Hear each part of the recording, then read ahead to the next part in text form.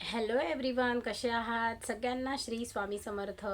I hope तुम्ही सगळे मजेत असणार.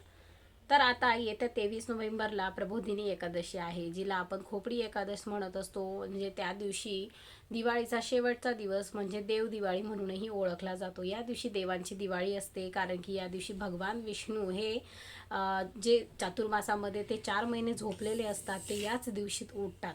यावेळेस काय झालेलं आहे, कारण अधिक मासमुळे चातुर्मास हा 5 महिन्यांचा आलेला होता, तर त्याचमुळे यावेळेस जी देव उठणी एकादशी म्हणजे प्रबोधिनी एकादशी आहे ती 23 नोव्हेंबरला आहे, आणि त्यालाच आमच्याकडे खोपडी एकादश म्हटलं जातं. आणि खोपडी एकादशीला शेवटचा दिवस असतो दिवाळीचा, त्या दिवशी दिवे लावले जातात. खोपडी एकादशी म्हणजे देव दिवाळी साजरी केली जाते. दिवाळीचा शेवटचा दिवस, ज्या मुली माहेरी आलेल्या असतात त्या तिथपर्यंत राहण्याचा त्यांना टाईम दिलेला असतो, आणि त्या खोपडी एकादशीपर्यंत माहेरी एन्जॉय करून मग आपापल्या घरी नंतर जात असतात.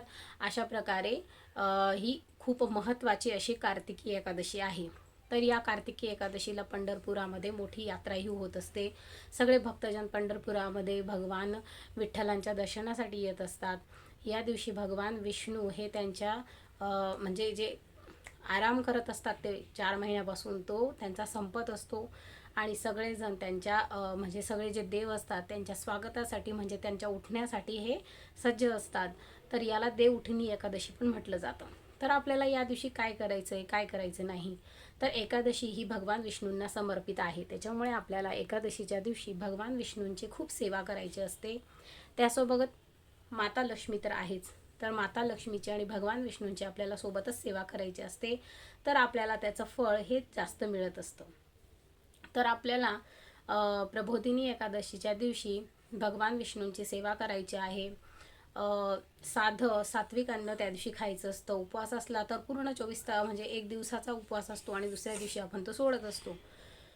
त्याचबरोबर या दिवशी मांसाहार, जे पण उपवास करत नसतील त्यांनी मांसाहार करू नये, शांत राहावं, देवाचं नामस्मरण करावं, एखादी मंदिरात जाऊन देवाचं दर्शन घ्यावं, पिंपळाच्या झाडाखाली जाऊन देवाचं दर्शन घ्यावं, भगवान विष्णूंचं दर्शन घ्यावं, पण पिंपळाच्या झाडाला प्रदक्षिणा घालावी.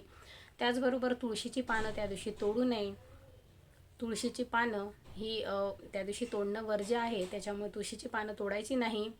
त्याचबरोबर या दिवशी जास्तीत जास्त दानधर्म केला तर आपल्यासाठी खूपच चांगलं असतं.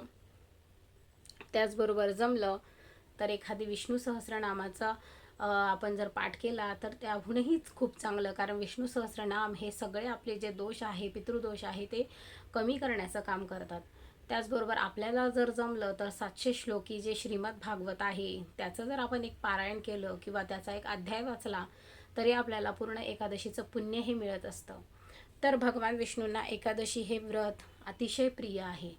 तर एकादशी हे व्रत करणं हे खूप मोठी सौभाग्याची गोष्ट असते. या दिवशी आपल्याला न विसरता भगवान विष्णूंची सेवा करायची असते, दानधर्म करायचा असतो. एखाद्या गोरगरिबाला तुम्ही दानधर्म करू शकता, किंवा मंदिरात जाऊन दानधर्म करू शकता.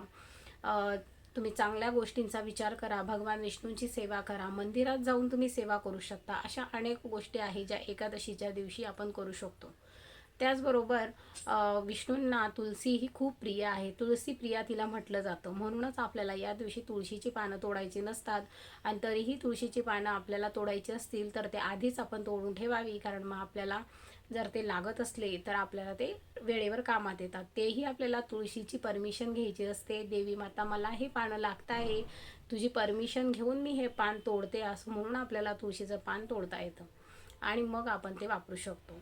तर अशा प्रकारे एकादशी हे व्रत जे कार्तिक महिन्यात आता प्रबोधिनी एकादशी म्हणून आहे, हे खूप महत्त्वाचं आहे आणि खूप फलदायी आहे.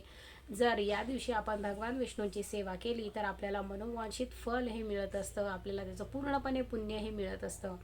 आणि आपण मनोभावे जर एखादी म्हणजे देवाचं पूजन केलं तर नक्कीच त्याचा आपल्याला कुठे ना कुठे आपल्याला फायदा होत असतो. आणि काही गोष्टी या फायदा तोटा याचा काही विचार न करता केल्या तरी चालतं. भले तुम्ही उपवास करा नका करा, पण तुमच्या हातात सेवा करणं आहे, आणि सेवा ही देवाला खूप आवडत असते. तर सेवा करा. उपवासाचं तसं महत्त्वाचं नसतं, ज्याच्या त्याच्या शरीरावर डिपेंड आहे. कोणाला उपवास करायला जमतं, कोणाला उपवास करायला जमत नाही. जर तुम्हाला उपवास करायला जमत असेल तर पूर्ण एका दिवसाचा हा उपवास असतो. सकाळी पण उपवास करायचा असतो, रात्री पण करायचा असतो, आणि दुसऱ्या दिवशी हा उपवास आपण सोडत असतो. त्याच्यामुळे उपवास जमला तर करा, नाहीतर फक्त तुम्ही सेवा करू शकतात. एकादशीच्या दिवशी भगवान विष्णूंची सेवा करणं हे खूप मोठं पुण्याचं काम आहे.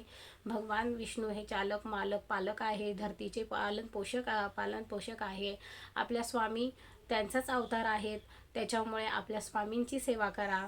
तुम्हाला जमत असेल तर तुम्ही स्वामी चरित्र वाचा.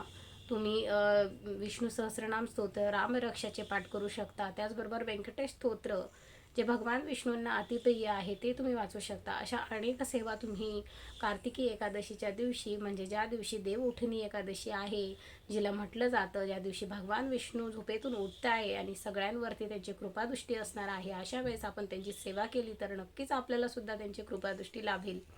आणि अशा वेळेस उठल्यानंतर त्यांना पहिले कोणाला बघायचं असतं, तर पहिले त्यांना आपल्या धर्मपत्नीला, म्हणजे आपल्या माता लक्ष्मी यांना त्यांना बघायचं असतं. त्याच्यामुळे त्यासोबतच आपल्याला माता लक्ष्मीची देखील सेवा करायची आहे आणि दोघांचे आशीर्वाद प्राप्त करून घ्यायचे आहे. तर मग चला, नक्कीच तुम्ही या दिवशी या सगळ्या सेवा कराल अशी अपेक्षा करते. किंवा तुम्ही सेवा म्हणा, तुमच्या मनोभावे तुम्हाला मनातनं जी प्रार्थना करायची असेल ते म्हणा, जे तुम्हाला जमत असेल ते करा. चला मग भेटूया पुन्हा अशाच नवीन इन्फॉर्मेटिव्ह व्हिडिओसोबत. हा व्हिडिओ आवडला असेल तर नक्की लाईक करा, शेअर करा, चॅनलला सबस्क्राईब करा.